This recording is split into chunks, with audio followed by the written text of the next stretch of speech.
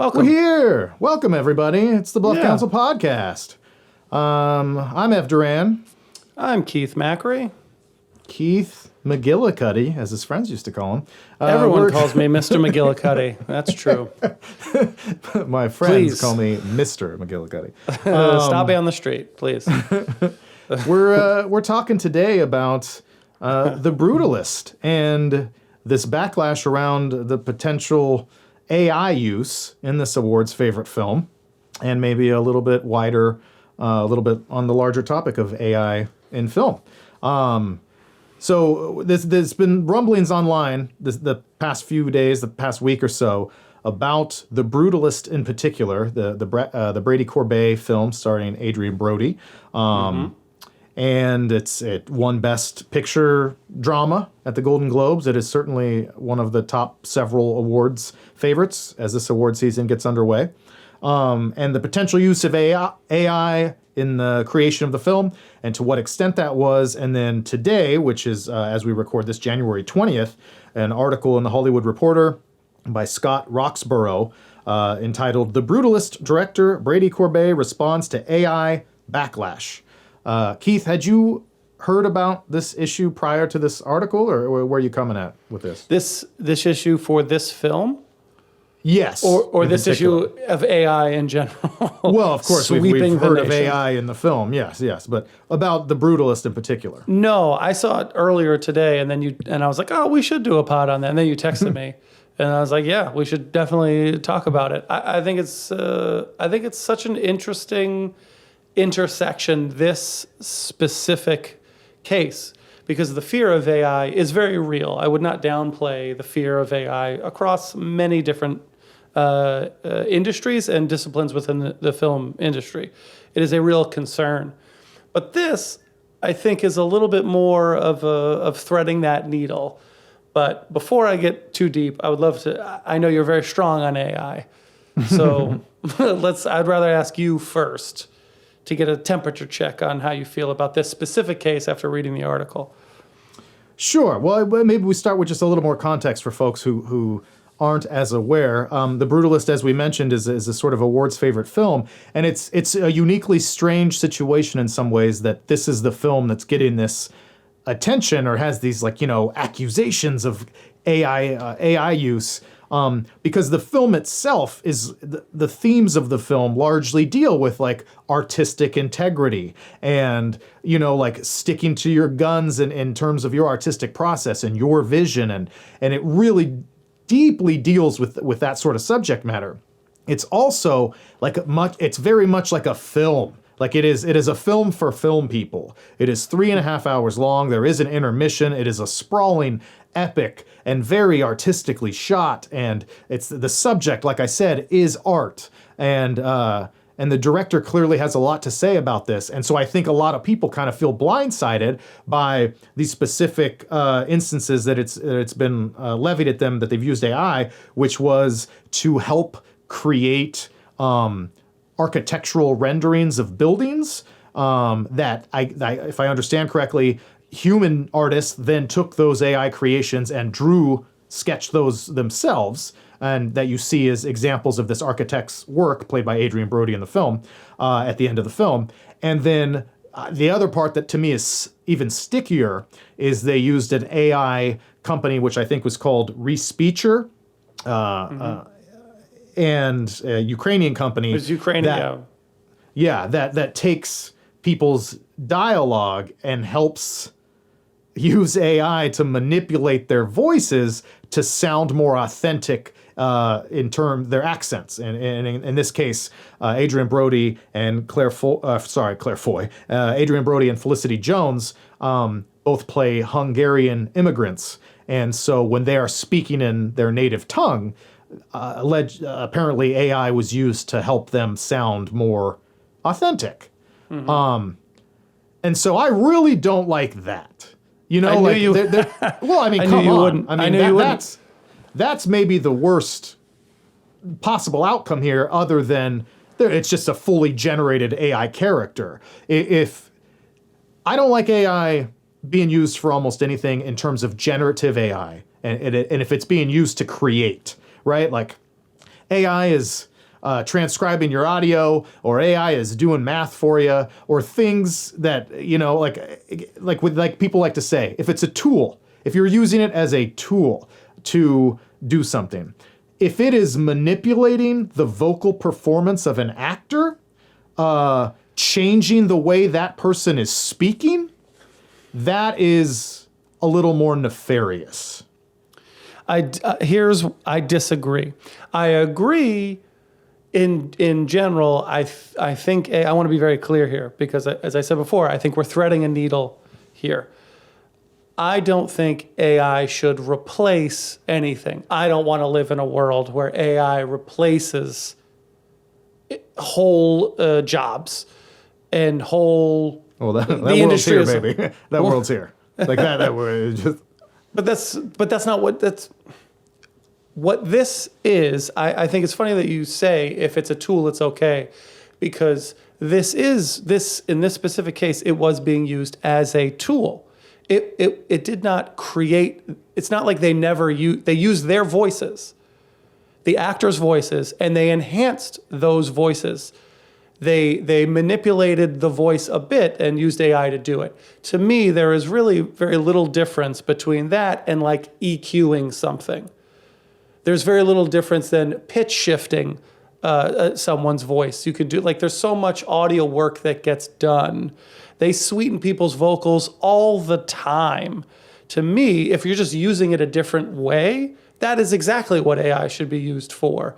It's just a different process, rather than getting in there and using a mixer of some sort. Like, I'm not the strongest audio engineer by any means, but I have a little bit of understanding of it. So that's what it sounds like to me. If they ADR complete lines of dialogue, that's different. It's like, they just plugged that voice in and said, like, he never ever said that. That's different. Sure.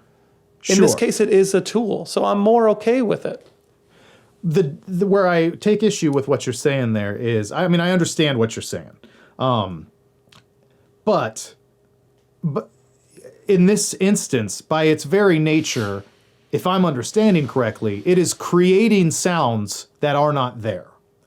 Because to read this article and to read more about it, it's Hungarian is such a difficult language to master, and Adrian Brody and Felicity Jones really studied for months, and et cetera, but the vowels are so hard to perfect that it's using its AI capabilities to take this voice and change it to sound differently, to generate a new sound.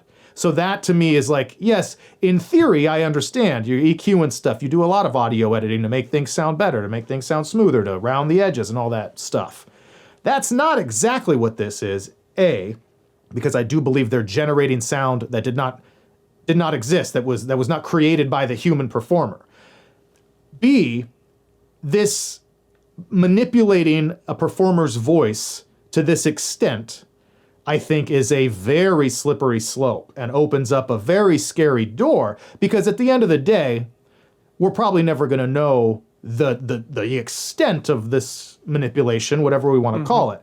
And so if the AI is encroaching upon sort of like a performance, how then do we, I say the general we, as viewers and consumers and the voting bodies of these organizations that are tasked with awarding best performances, how can we differentiate what is true and what is not? I mean, we can take the director's word for it, who says Adrian and Felicity's performances are completely their own, quote, of course, says the director, Corbet. But like, then you go on to say, well, I mean, we did use AI to make their voices sound more believable in certain scenes.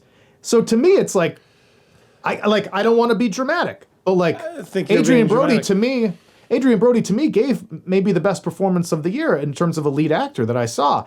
This gives me a bit of pause, just on principle, because like, okay, how much of this are we going to allow? Like, what if, for argument's sake, Timothée Chalamet in A Complete Unknown playing a young Bob Dylan, we used a lot of AI, during his singing parts and some of the dramatic scenes because we really wanted him to sound like Bob Dylan. But we didn't create lines of dialogue. We took his voice and we put an AI Bob Dylan filter on it. Like, we wouldn't stand for that, right? We wouldn't then be like, he gave the best performance of the year, right? It's a slippery slope. I'm just gonna keep asking questions, rhetorical questions, because I think it's the cheapest line of defense someone can have. What about? You're just gonna do a what about defense? Yeah, well, what about this? But what about this? Where do you draw the line with visual effects? None of that stuff is real. People don't go anywhere anymore. Everything's shot in a green or a blue screen or in a sound stage. That Western wasn't shot out in the. He wasn't holding a gun. He didn't really shoot a. I know I'm stretching your argument a bit, but I pose the question of like how much like things are becoming less and less real. Yep. Hate for that. a long time, and I know you hate that, but there has to be a middle ground to this. I agree. I don't think it should be all. It shouldn't just be like whatever you guys can come up with technologically should count. But I want to be open to emerging technologies, developing technologies, and how to utilize those things because at one point, we didn't have moving images, and then we did have moving images, and then we didn't have sound, but then we did have sound. We didn't have color, and then we did have color. So I don't want to eliminate the potential for the next color, or the next musical film that I could hear for the first time ever. You know what I'm saying? So I do. I don't know how you answer that question. But what is the middle ground? I don't think there's a middle ground so much as there is a line. To me, there's not a gray area. There's just a hard line. And I think that I've heard that argument that you're making before. Is like, well, it's just the next level of tech, right? Particularly from people who are selling AI. It's just the next tool. It's just the next development. We once didn't have moving pictures. We once didn't have color. We once didn't have CGI, et cetera, et cetera, et cetera. I think that, and maybe I'll eat these words in 10 years and we can just look back and be like, wow, how naive was I? But I think that there is a difference with the development of AI technology, particularly in creative fields, that it's not anything like, it's different from all these previous developments that you've outlined here. And that difference is, at all junctures of previous technological development, a human being was still in charge of the creation. The human being was still the artist and the creator.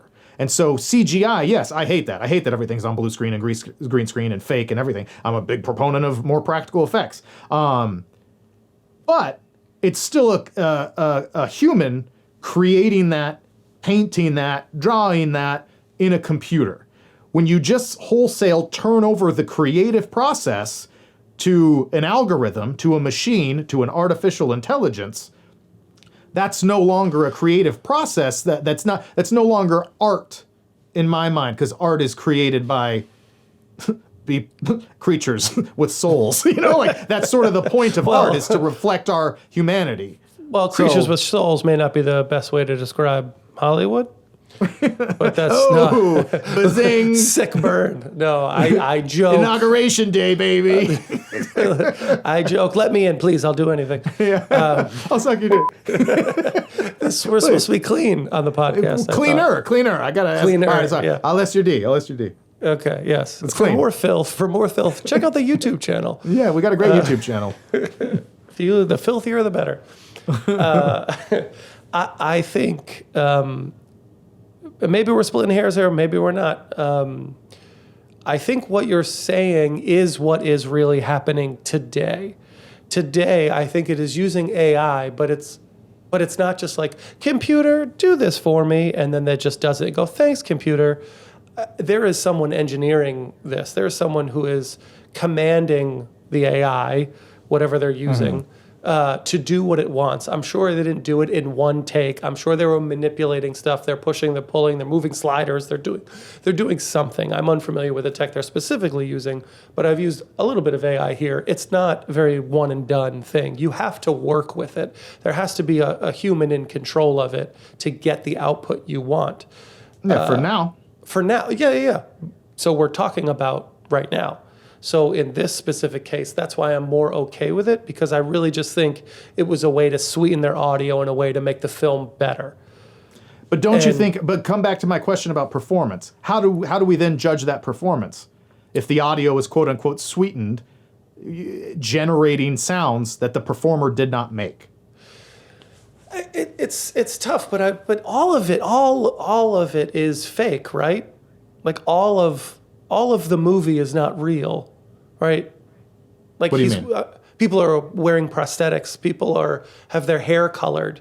Yeah, Keith, that's not the same thing, though. No, but you laugh. You may laugh at me a bit, but I know it's not the same exact thing. But like so much is manipulated. We've been okay with it forever. By human artists. This is my opinion of a situation that I'm reading about. So. But I'm fairly confident. I would be surprised if I was incorrect. Again, this is this is an editor working with a piece of digital equipment to get the sound the way that he wants it. Not unlike any other sound editor, mixer, designer does currently. So it would be different if they map someone's face to someone else's face and had audio recording uploaded to 11 labs and then just spit out dialogue that he never said. That is completely different. But to me... But why? Everything's fake, right? I mean, by that justification, that's crazy to me. No, because that is completely unreal. But everything is manipulated, I should say. Not like fake. But all of it is manipulated to make this thing. All of it is pushed and pulled in different directions subtly to make Timothée Chalamet look and sound like Bob Dylan. You don't think they're doing vocal enhancements on him already, just not with AI, but just with Pro Tools? They're doing it. You know what I'm saying? They're putting auto-tune on his voice. We agree it's different, though. Like to me, I don't. That's my point. I don't agree it is different. I think it is the same today. Tomorrow may be different. That's the point I'm trying to make. So do you? And this is a genuine question. Do you not feel any? Responsibility is the wrong word because it's not solely on you, though I will blame you when AI takes over. But don't you feel like a certain, sense to not excuse the earliest instances of this? Because I think we probably agree that it's only going to get more pervasive and worse, and that will be hurried up by everyone just kind of looking the other way. Oh, yeah, it's fine. It's just a little tweak. It's just a tool. It's a human is still controlling it. Yeah, because a human controls Premiere and Avid. They're tools. Like I use Premiere every day.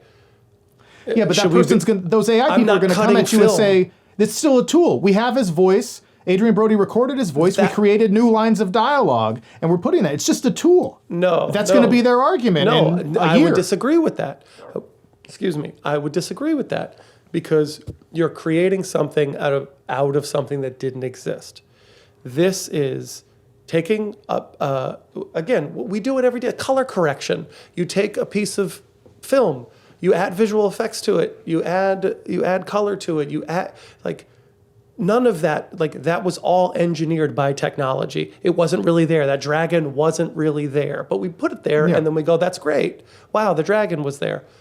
That's my point. This is no different than Pro Tools, in my opinion.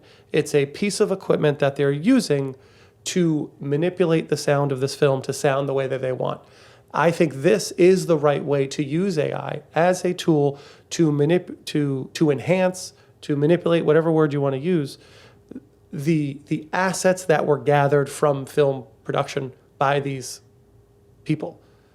It was rooted in human creation.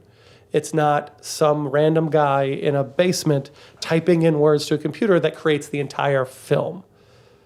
Yeah, but there's going to be nothing. It's not just going to become that overnight. This is just acceptance of this and the mainstreaming of this. It's going to be gradual, and it's going to feel very gradual. And the next time it'll just be, we had to create a couple lines here and there. But it's like he said something similar. We just tweaked.